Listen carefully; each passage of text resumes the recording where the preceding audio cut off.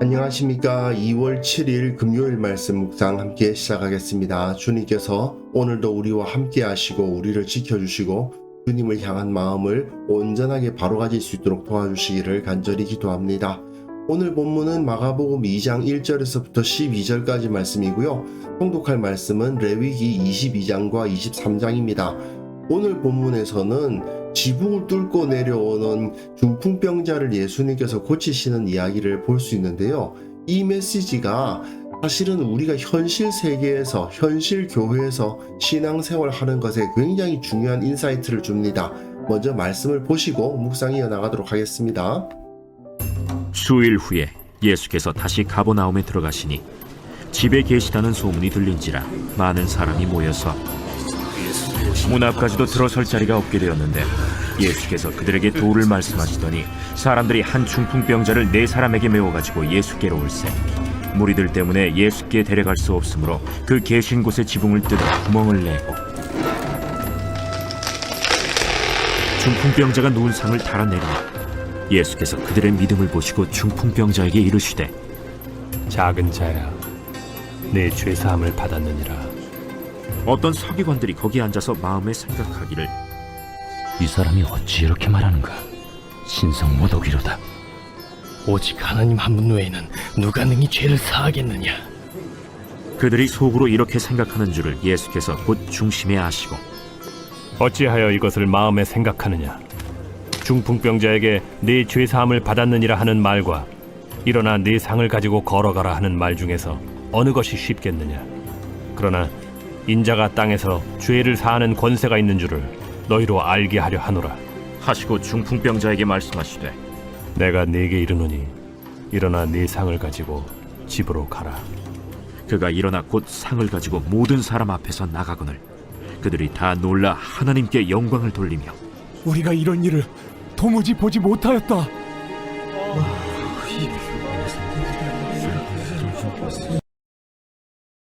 신앙생활 좀 오래 하신 분들은 상당히 많이 아는 이야기죠. 지금 갈릴리 사역 중에서도 초기 갈릴리 사역 2장이니까요. 초기 갈릴리 사역에 대한 이야기가 나오고 있는데 어제 본문에서 우리는 예수님은 자신을 내세우려고 하지 않으시고 자기 자신이 인기를 얻으려고 하지 않으셨다는 것을 발견할 수 있었습니다. 하지만 계속 하나님의 일을 하시고 복음 전하시고 치유하시고 하니까 사람들이 주목을 받으실 수밖에 없고 나병 환자 고쳐주니까 소문을 듣고 구름대같이 몰리는 일이 벌어진단 말이죠. 그래서 광야에 피해 계셨습니다. 이렇게 사람들이 많이 몰려드는 거 좋은 거 아닌가라고 생각할 수 있는데 물론 하나님의 능력이 나타나니까 거기서 사람들이 몰려드는 것 뭐 피할 수 없는 것이라고 하더라도 이게 꼭 좋은 것만은 아니라는 것이 오늘 본문에서 나타나고요. 이것 때문에 반대에 부딪히는 모습도 볼 수가 있죠. 하나님의 강력한 권능에 대한 필연적인 반응이라고 볼 수는 있으나 그 때문에 진정한 믿음의 사람들이 예수님 앞으로 나오기는 쉽지 않은 현상이 벌어집니다. 그런 상황에서 참된 신앙인들은 어떻게 해야 될 것인가를 가르쳐주고 있다고 볼 수 있겠죠. 후에 예수께서 다시 가버나움에 들어가시니 원래는 광야에 계셨죠. 한적한 곳 광야에 계셨는데 그 소문이 좀 잦아들었다 싶어서 들어가셨는 모양인데 집에 계시다는 소문이 들렸어요.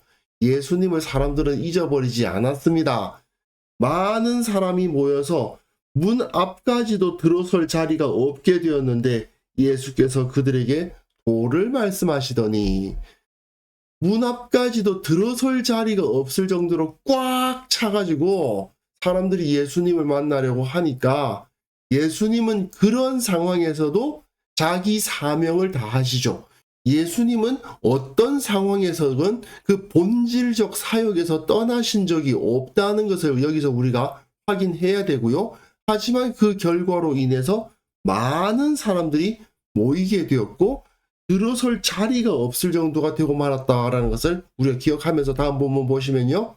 사람들이 한 중풍병자를 4사람에게 메워가지고 예수께로 올세.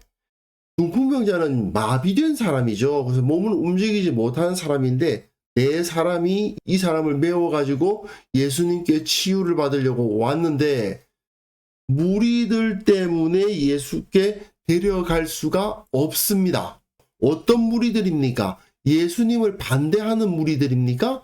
아니죠. 예수님 말씀 듣겠다고 찾아온 무리들이에요. 예수님이 너무 유명해지시니까 사람들이 찾아왔어요. 그런데 그 사람들 때문에 예수님의 도우심을 필요로 하는 한 사람이 예수님 앞으로 나아갈 수가 없는 상황이 되고 말더라 이겁니다. 마가복음에서는요, 예수님이 믿음을 인정하시는 이야기가 딱 3번 나옵니다. 단 믿음이라는 단어가 사용되고 있는 경우만 제가 말씀드리는 겁니다.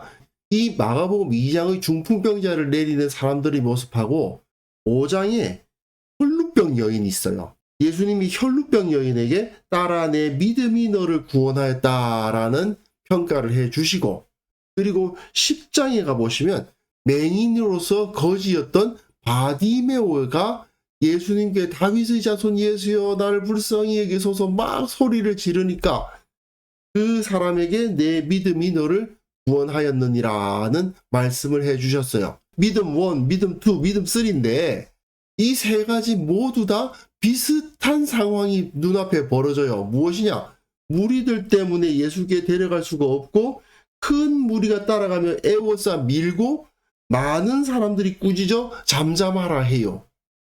사람들이 너무 많아서 이 믿음의 사람들이 예수님께 가까이 나갈 수가 없는데 그 무리들이 예수님을 반대하는 사람들이 아니에요. 예수님 따라다닌다는 사람들이에요. 그 사람들 때문에 진정 주님 앞에 꼭 나아가야 하는 사람이 나아가지 못하는 상황이 벌어지더라 이거예요. 이랬을 때 이들은 그 계신 곳의 지붕을 뜯어 이 중풍병자의 필요를 본 사람들은 그 집 위로 올라가서 지붕을 뜯어버립니다. 지붕을 뜯고 구멍을 내고 중풍병자가 누운 상을 위에서 달아내려서 예수님께 보이려고 하고 있어요. 이것을 예수님이 뭐라고 말씀하시느냐? 그들의 믿음이다. 이게 믿음이라는 거예요. 무리들 때문에 예수님께 나아갈 수 없는 상황이 있다 하더라도 그 앞에서 주저앉는 게 아니고 무슨 짓을 해서라도 정말 그 집 위에 올라가서 지붕을 뜯어내는 일을 해서라도 이 사람을 예수님 앞에 인도해 가겠다라고 하는 그러한 모습, 이것이 바로 믿음이다라고 예수님을 통해서 마가가 규정하고 있는 것입니다. 우리의 믿음은 이런 식으로 나타나야 한다 이거죠. 그 믿음을 보신 예수님은 중풍병자에게 이르시되 작은 자야 내 죄 사함을 받았느니라 하시니, 여기서 믿음에 의해서 뭐가 이루어집니까? 죄 사함이 이루어진다라는 교리가 제시되고 있습니다. 신앙생활 오래 하신 분들에게는 너무나도 당연해 보이는 교리입니다. 우리는 믿음으로 말미암아 죄 사함 곧 구원을 얻습니다. 그런데 어떤 서기관들이 거기 앉아서 마음에 생각하기를 예수 그리스도에 의해서 이제는 믿음으로 말미암아 죄 사함을 받는 시대가 열렸음이 여기서 선포되고 있으나, 어떤 서기관들은 다른 생각을 하죠. 이 사람이 어찌 이렇게 말하는가? 신성 모독이로다. 하나님을 모독하고 있다 이거죠. 오직 하나님 한 분 외에는 누가 능히 죄를 사하겠느냐. 이것은요, 하나님만이 죄를 사하실 수 있는데 어떻게 사람이 죄를 사할 수 있단 말인가? 라고 생각했다는 뜻이 아닙니다. 그게 정확한 해석이 아니에요. 정확한 해석은 무엇이냐면 성전에 가서 죄 사함을 받아야 된다 그 말이에요. 예수님은 제사장도 아니고 지금 이 자리는 성전도 아니잖아요. 제사가 드려지고 있는 것도 아니잖아요. 그러니까 이 사람의 죄 사함을 선포할 수는 없다는 것이죠. 즉 이 서기관들의 생각은 예수님 이전의 상황을 반영하는 것입니다. 기존의 질서에서 머물러 있으려고 할 뿐 복음을 받아들이지 않는 자들의 모습을 여기서 보여주고 있습니다. 물론 이 사람들이 보기에는 예수님의 말씀이 율법을 무시한 언행처럼 보였을 것입니다. 그리고 예수님으로서도 여기서 믿음으로 말미암아 죄사함을 얻는 시대가 열렸음을 선포하시려면 강력한 증거를 하나 보여주셔야 하기도 했습니다. 그래서 예수님께서 그들이 속으로 이렇게 생각하는 줄을 예수께서 곧 중심에 아시고 이르시되 어찌하여 이것을 마음에 생각하느냐. 중풍병자에게 내 죄 사함을 받았느니라 하는 말과 일어나서 내 상을 가지고 걸어가라 하는 말 중에서 어느 것이 쉽겠느냐? 어느 것이 쉬울까요? 네 죄 사함을 받았느니라 하는 말이 쉬울까요? 아니면 네 상을 가지고 걸어가라 하는 말이 쉬울까요? 영적인 의미를 살펴서 생각해 본다면 사죄 선언이 더 어려운 것입니다. 이들 서기관들이 생각했던 것처럼 죄를 사하실 수 있는 분은 하나님 한 분밖에 없다. 그건 맞는 말이니까요. 하지만 영적인 눈으로 보는 것이 아니고 현실적으로 본다면 일어나 네 상을 가지고 걸어가라 이런 말을 하면은 그 사람은 누워있고 못 움직이는 사람한테 이런 소리를 하는 게 무슨 의미가 있습니까? 현실적인 눈으로 보면 이 말이 훨씬 더 어려운 말이잖아요. 그러니까 이런 묘한 질문을 하나 딱 던져주시고 그러나 인자가 땅에서 죄를 사하는 권세가 있는 줄을 너희로 알게 하려 하노라. 새로운 시대가 열린 거죠. 죄를 사하는 권세를 가지신 예수 그리스도에 의해서 그분을 믿는 자는 모두 다 죄 사함을 받는 시대가 열렸음을 예수님은 이제 선포를 하시려는 겁니다. 그리고 그 증거를 보여주시는 거죠. 중풍병자에게 말씀하시되 내가 내게 이르노니 일어나 너희 상을 가지고 집으로 가라 하시니 인간의 현실적인 눈으로 보았을 때는 훨씬 더 어려운 일, 실제로 일어날 것 같지 않은 일에 대해서 선언하시는 모습을 볼 수 있고요. 그러자 그가 일어나 곧 상을 가지고 모든 사람 앞에서 나가거늘 그가 죄 사함을 받았다는 것을 이것보다 확실하게 보여주는 모습은 없지 않습니까? 그러니까 그들이 다 놀라 하나님께 영광을 돌리며 이르되 우리가 이런 일을 도무지 보지 못하였다 하니라. 사람들은 하나님께 영광을 돌릴 수밖에 없었던 것입니다. 마가는 이것을 통해서 예수님이 율법을 어기시는 분은 아니다. 오히려 율법의 시대를 마감하시고 새로운 시대를 여시는 분임을 보여줍니다. 그런데 예수님이 죄 사함을 가지신 참된 그리스도로서 구원자로서 이 땅에 오셨다는 것을 선포하는 일은 많은 사람들이 예수님 앞에 모여왔기 때문에 이루어진 일일까요? 아니죠. 믿음의 사람들이 예수님 앞에 나아갔기 때문이지 사람 수가 많이 모였기 때문이 아니었습니다. 물론 예수님은 그들에게 도를 가르치셨고 그들에게 치유의 역사도 일으키셨을 수 있어요. 하지만 예수님이 죄 사함을 받는 권세를 가지신 이로써 우리 가운데 오셨다. 오직 믿음으로 우리는 죄 사함 곧 구원을 얻게 되었다라는 것을 선포하는 그 일은 믿음의 사람이 예수님 앞에 나옴으로 말미암아 일어난 일이라는 사실을 우리는 잊어서는 안 됩니다. 예수님은 율법을 완성하시고 새로운 시대를 이 땅에 도래시키실 분으로 오셨습니다. 하지만 예수님은 결코 많은 사람들을 통해서 그 권세를 드러내시는 방법으로 그 일을 행하시지는 않으셨습니다. 예수님은 많은 사람을 원하셨던 것이 아니라 믿음의 사람을 원하셨고 그들의 믿음을 통해 예수님께서 그들의 믿음을 보셨기 때문에 권능을 나타내신 겁니다. 그런데 오늘 본문 이야기를 보면 우리가 겪는 현실적인 모습이 그대로 보이지 않습니까? 참된 믿음을 가진 사람이 예수님께 나아가려고 할 때 너무나도 많은 경우에 교회가 그 장애물이 됩니다.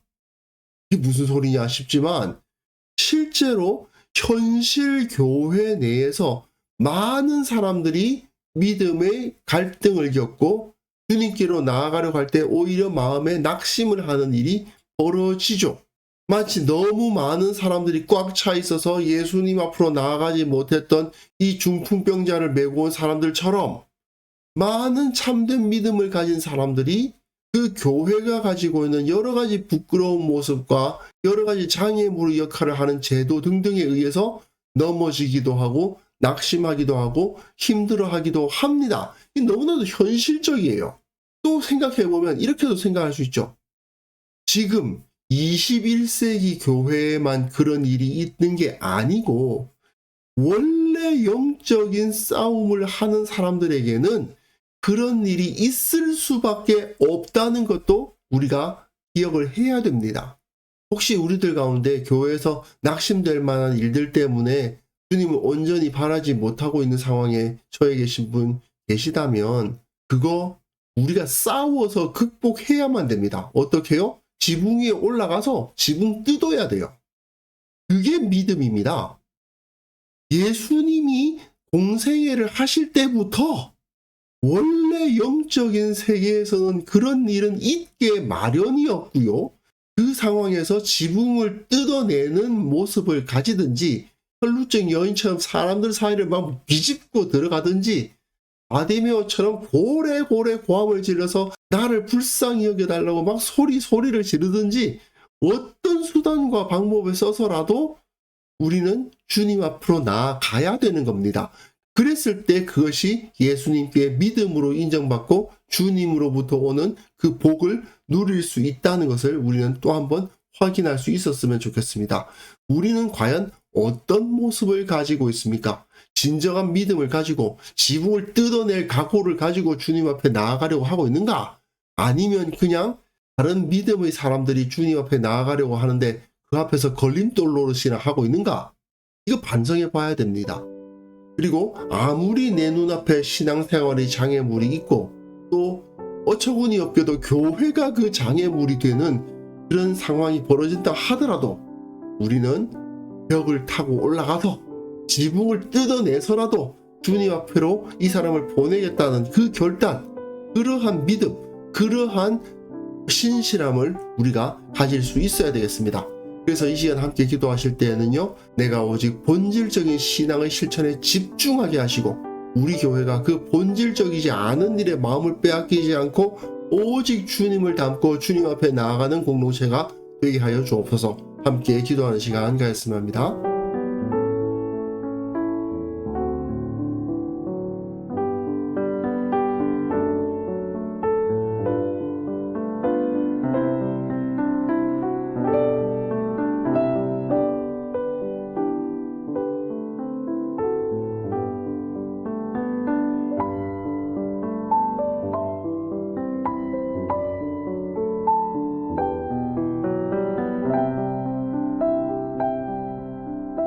하나님 아버지, 내가 본질적인 신앙의 실천에만 집중하게 하시고 오직 주님께로 나아가는 데에 최선을 다하는 자가 되게 하여 주옵소서. 주님, 나의 모습이 다른 이들이 장애물이 되지 않도록 늘 지혜롭게 하시고 나 자신을 잘 살피게 하옵소서. 주님 또한 우리 교회가 본질적이지 않은 일에 마음 빼앗기지 않도록 도와주시고 오직 예수 그리스도를 닮아가는 데에 집중하게 하시고 서로를 돕고 서로를 이끌어주며 주님께로 함께 나아가는 공동체가 될 수 있도록 은혜 위에 은혜를 허락하여 주시기를 원합니다. 주님, 한국 교회 안에 너무나도 부끄러운 것들이 많이 있습니다. 주님, 이러한 걸림돌, 장애물의 역할을 하는 모든 문제를 주님의 권능으로 제거하여 주시기를 원하고 또 저들의 모습을 보고 참된 신앙인들이 낙담하고 주저앉는 일이 없도록 주께서 저들을 붙들어 주시고 참으로 지붕을 뚫어서라도 이 중풍병자를 주님 앞으로 보내려 했던 사람들의 모습처럼 영적인 전투를 감당하는 한이 있더라도 주님 앞으로 나아가겠다는 결단을 새롭게 하는 자들 다 만들어 주옵소서. 아버지, 오늘 하루도 주님 앞에 온전한 모습으로 살아가기를 원합니다. 믿음의 삶을 살아갈 수 있도록 도와주시고 주님을 기뻐하고 주님을 높이고 주께서 베풀어 주시는 그 은혜를 만끽하는 하루 보낼 수 있도록 도와주옵소서. 우리의 믿음을 보시고 우리에게 복을 허락하여 주옵소서. 감사드리옵고 예수님의 이름으로 기도합니다. 아멘.